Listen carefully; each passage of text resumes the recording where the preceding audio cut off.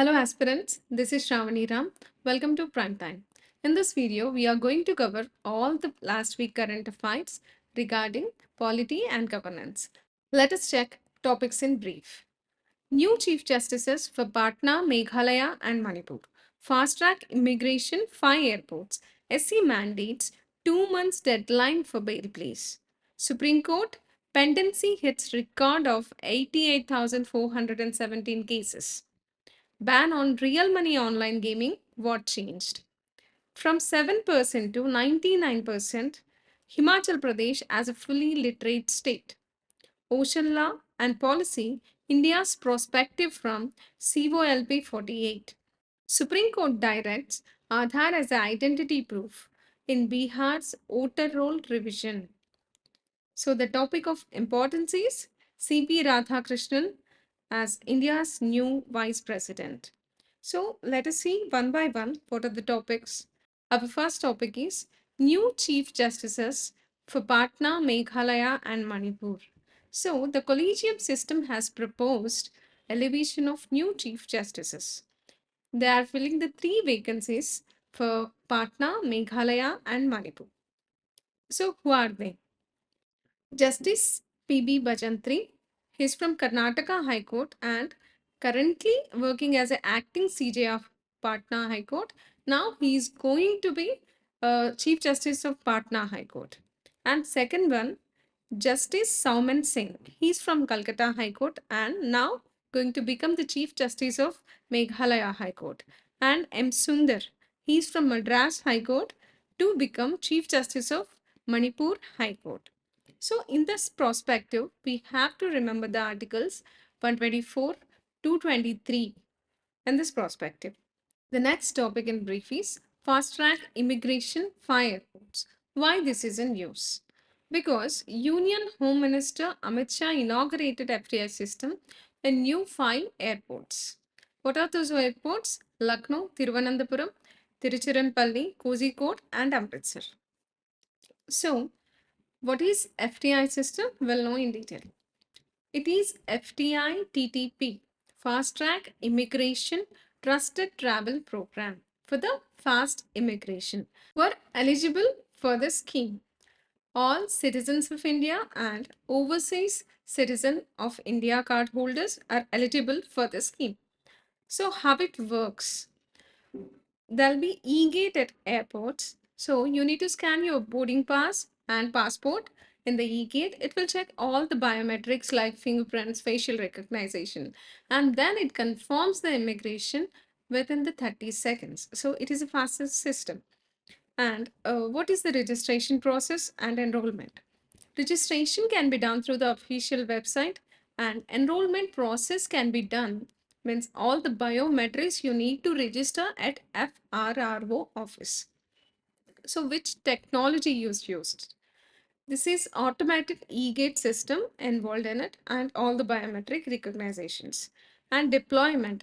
Already we are using successfully running this system in 13 airports. Now they have added 5 more airports to this. So going to the next topic.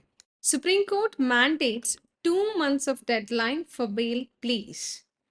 So this is the first time that Supreme Court is mandating such a time for the bails.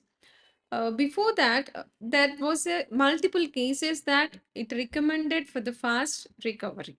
But in no case they have mentioned the time limit.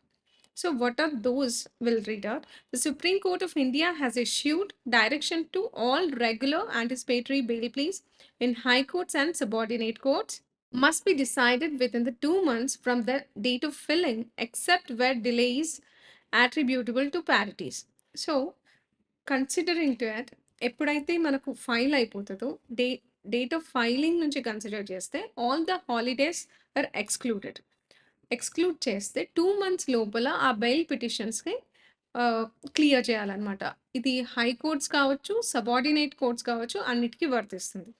So in this prospective what we need to revise Article 21, that is right of life and personal liberty, and Article 14, equality before law and equal protection by law. And we have acts also, that is previous acts. Code of Criminal Procedure 1973, This was talking about the bail petitions. So you need to refer this also. Judicial proceedings. Before that, there was no limitation that specific time limit, but the court has so many times guided that it has to be cleared as fast as it can. The next topic in brief is Supreme Court pendency hits record of 88,417 cases. So we have witnessing that the justice delayed is justice denied. So this is an example that how the cases are growing. So let us see in detail how many cases are pending in the High Court, subordinate courts, and Supreme Court. So the Supreme Court of India backlogged has reached a new high, reportedly 88,417 pending cases. So in that, civil cases are 69,553 and criminal cases are 18,864. So this is according to the law ministry, it has increased almost 35% in the last years. 2019 నుంచి 2023కి consider చేస్తే supreme court values 59,859కి increase అయింది.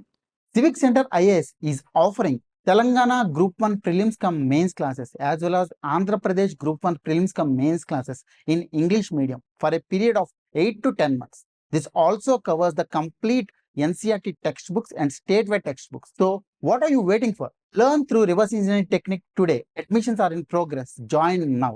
Visit our website. Thank you. Coming to 2023, we have 80,765 cases. The collective pending cases in High Court are even high than the Supreme Court. The number is in 2019 approximately 4.68 million cases. Now in 2023, the number has increased to 6.2 million cases. If you reach subordinate courts, even they are very much higher. There were 32 million cases in 2019. In 2023, there are 44 million pending cases. So there has to be immediate reforms for solving all these pending cases. We expect we'll soon get the reforms. The next topic is ban on real money online gaming. What changed? So we have recently new law into execution, that is Promotion and Regulation of Online Gaming Act of 2025. This is passed by both the houses and it got the president's assent and came into the execution. What it is intended to? It is intended to the all games that are involved with the real money. So, what are the key provisions of it? We'll look into it. The ban on real money gaming. So, all the money, all the games that are involved in the real money, maybe it is investing, maybe it is having a wallet, okay, all those are banned by this act. And ad ban and promotional control means the celebrities, influencers should not promote all these real money gamings. Financial transaction restrictions. The banks and all the UPI platforms are banned to do the transactions or allow the transactions for this real-time gaming apps. And what are the challenges and court oversights? Even there are cases challenged on this act, on this law.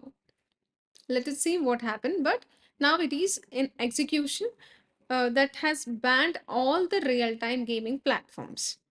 So our next topic is from 7% to 99%, Himachal Pradesh as fully literate state. So let us know what does it mean? What is meant by fully literate state? On September 8th, the International Literacy Day, Himachal Pradesh declared as a fully literate state. So on what basis it declared as a fully literate state? We have a program, central government program, that is ULLAS.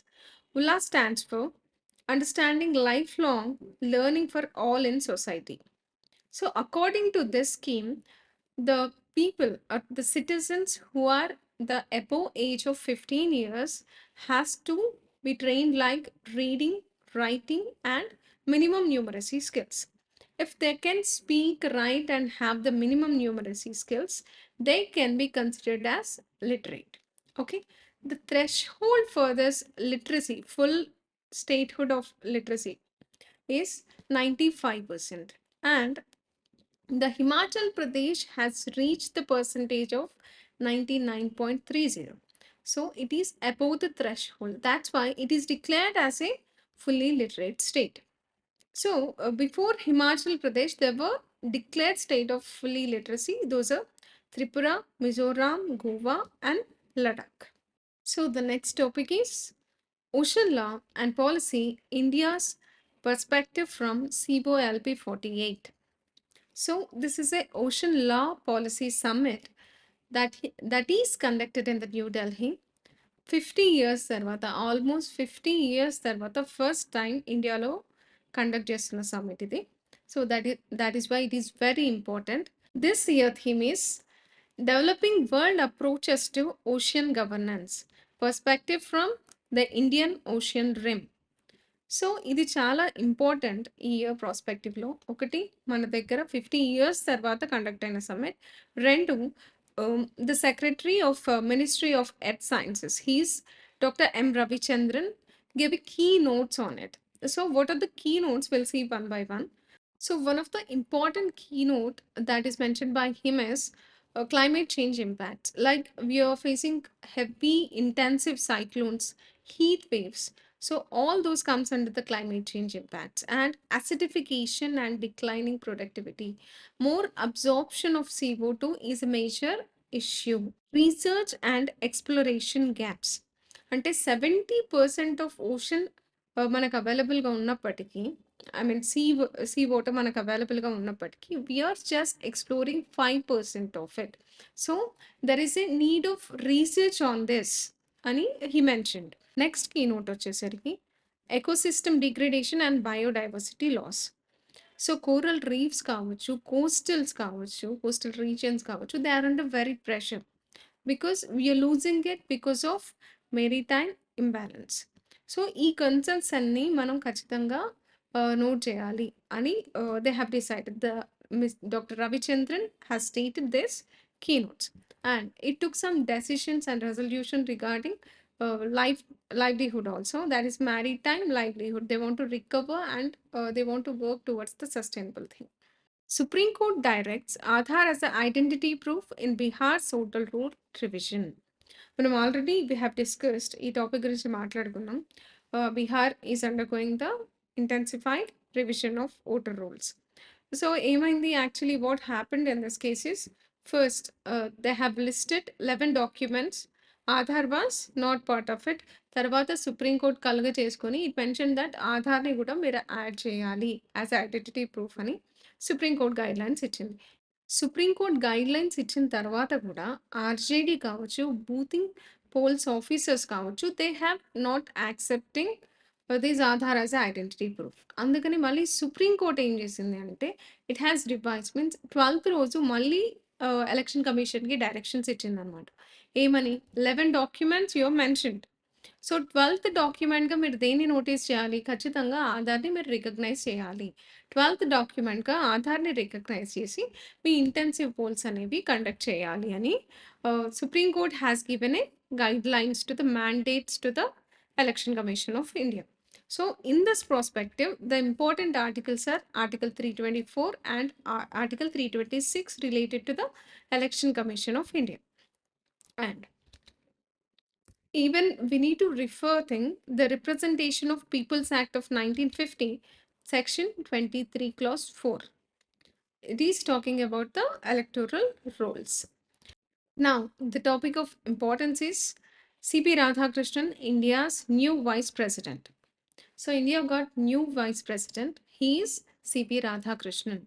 Elections were held on 9th September, and C.P. Radhakrishnan got secured 452 votes, and the opposition candidate B. Sudarshan Reddy secured 300 votes. And C.P. Radhakrishnan took the oath on 12th September. So, in this perspective, we'll see all the details regarding Vice President's elections. So, let us know what is the eligibility for the Vice President of India. He or she must be citizen of India and must have the age of 35 years, and he need to be eligible candidate for elected as a Rajya Sabha member and he should not hold any office of profit under a state. Fine, there are some exceptions according to the Office of Profit Act. Apart from that, he should not hold any office of profit. This is the eligibility. And what about term and office? The normal term of vice president is 5 years. 5 years కాదండి, he will remain in the office until the successor takes the charge. అంటే successor వచ్చి charge తీసుకునే వరకు కూడా current vice ప్రెసిడెంటే continue అవుతారు. Fine. This is about term and office, and he can participate in the election for the multiple times. There is a no bar that in years ki మాత్రమే participate చేయాలి. 5 years, 2 times, 3 times. So there is a no limit.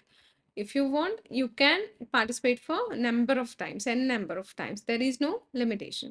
Now, let us know the immunities and privileges that are available with the vice president. First immunity is no criminal proceedings can be initiated on the vice president while he is in charge. And if you want to proceed for the civil proceedings, you need to give the prior notice of 2 months. This is immunity of a vice president. Not only this, he has privileges along with this.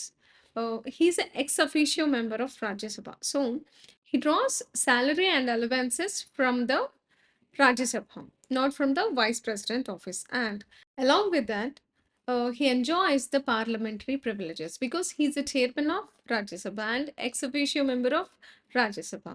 So he experiences or enjoys the freedom of speech in the parliament, and he is not liable for anything said or vote in the parliament, and he experiences the jury service also, the privileges of jury service when the parliament is in session. So these are the immunities and privileges available with the vice president. Now let us know in detail how the election process will take place. The election will be conducted by the Election Commission of India. That is clear. So, what is the electoral college? Electoral college means who will participate in the election. This is very important here, and it will differ from the election of president. In vice presidential elections, the members of Lok Sabha and Rajya Sabha will participate. The electorate does not include the state members, state legislative members. This is one important keynote. And next, coming to the voting system, we follow PRS system, proportional representation system, and with a single transferable vote as similar to the presidential elections. So the nomination process includes the candidate who want to put his nomination must have the 20 proposers and 20 seconders, and he need to deposit 15,000 of amount. Coming to the disputes, any dispute regarding the election of vice president, the final decision maker is Supreme Court. Supreme Court will decide regarding the all disputes in the election of vice president. So, in this perspective, what are the important articles? Article 63, Establishment of Vice President's Office. Article 64, the Vice President acting as an ex officio Chairman of Rajya Sabha. And Article 65, the role of Vice President act as an acting President of India. And the Article 66, that discusses the detailed process of election of Vice President. And Article 67, it will discuss about term and office of Vice President. And Article 69 to 71 will speak about oath, dispute over election, etc. This is about the topic of importance. Now we'll see one by one what are the all important previous year questions of prelims and mains as well. So coming to our first question, prelims question, that is came in 2021 UPSC CSC prelims. With reference to the Indian judiciary, consider the following statements. First statement, any retired judge of a Supreme Court of India can be called back to sit and act as a Supreme Court judge by the Chief Justice of India with the prior permission of the President of India. This is true. Yes. As an acting judge, any senior judge can be called. Any retired judge can be called.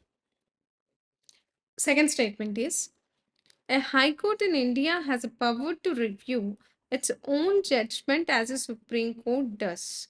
Yes, even the High Court has that power of reviewing its cases. So this is statement also correct. So the answer is both A and B. Moving to the next question. This question came in 2019 UPSC CSC prelims. The question is, with reference to the Constitution of India, consider no High Court shall have the jurisdiction to declare any central law to be constitutionally invalid. This is wrong statement. This is potentially right. So, High Court can what? Declare the validity of the law. So, this is wrong. A statement is wrong. The second statement is an amendment to the Constitution of India cannot be called into question by the Supreme Court of India. Which statement are correct? Both are wrong.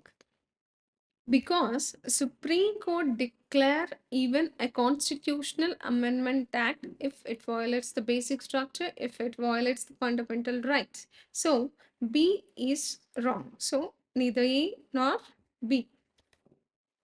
Coming to the next question. It came in a 2023 prelims. Consider the following statements regarding the Vice President of India. Statement number 1. The Vice President is elected by the members of an electoral college consisting of both elected and nominated members of the Parliament. Yes. The statement B. Parliament means here Lok Sabha and Rajya Sabha. So the statement A is right. And the next statement, members of state legislative assemblies also participate in the election of vice president. This is wrong because only the members of Rajya Sabha and Lok Sabha will participate. And the statement C, the vice president is ex officio chairman of Rajya Sabha. Yes, this is also true. The answer is A and C. Option E. Coming to the next question. This came 2019 UPSC CSC prelims. Consider the following statements. The President of India is the ex officio chairman of Rajya Sabha. No, the Vice President is ex officio chairman of Rajya Sabha. So, A is wrong. The Vice President of India is elected by the members of an electoral college, consists of members of both houses of a parliament. Yes, this is true. So, the answer is B. B only. The last prelims question. It came in 2013 UPSC prelims. The question is, consider the following statements. The Vice President of India is elected by the members of an electoral college consisting of members of both houses of the parliament. Yes, this is true. The election of Vice President is held in accordance with the system of proportional representation by means of a single transferable vote and voting by secret ballot. Yes, this is also true. He is elected through single transferable vote and proportional representation system and through the secret ballot. So the both options are correct. Answer is C, both A and B. Coming to the mains question, this has given in 2017. So the question is, discuss the powers and function of a Vice President of India. Do you think the office is largely ceremonial? So we include two questions here. One is we need to discuss purpose and functions, and we need to justify that is his office is largely ceremonial or not. So for this, we have to give the introduction that as a vice president, as he is second highest authority and ex officio chairman of Rajya Sabha. That is enough. And in the body, we have to give the headings like the role of chairman of Rajya Sabha and role of acting president and ceremonial aspects and non-ceremonial aspects. You need to discuss all these things, and critical evaluation has to be mentioned after this, and what you need to conclude. While concluding, you need to give the vital for stability, continuity, and balance of a constitutional democracy. The post of vice president is very essential. So please send your answers to response@civiccentre.in.